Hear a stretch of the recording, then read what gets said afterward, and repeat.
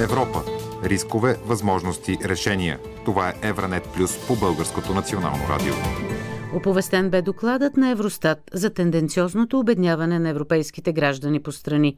Изводите от доклада бяха предмет на дискусии в неправителствената организация с европейска насоченост Интералия с постоянен център Атина. Един от учредителите и директор на Интералия, Никос Папакостас, резюмира коментарите.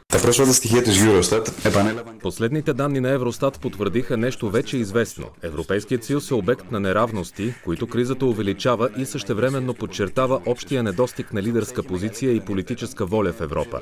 От особена важност е въпросът за начина, по който Европейския съюз ще излезе от настоящата ситуация. Смятам, че това основно зависи от изборите в Германия следващата есен и продължаването или не на политиката на строги икономически лишения, краткосрочните ползи от които идват на висока цена и с дълбоки дългосрочни последствия за Евросъюза като цяло. Една монополизирана Европа трудно ще оцелее. Някои страни членки вече са в процес на промени, като например изхода от местните избори в Италия или очакваният нов кабинет на България.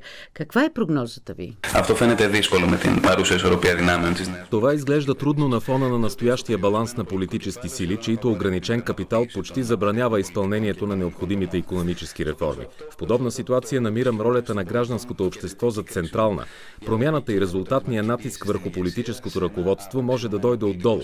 Така най-важното за българското общество в момента е да запази съществуващия импулс за колективни действия и да се пребори за подобаващата му позиция при вземането на решения, давайки по този начин и пример на останалите общества от така наречения европейски юг, които изглежда, че поне временно са загубили динамиката си. Европа.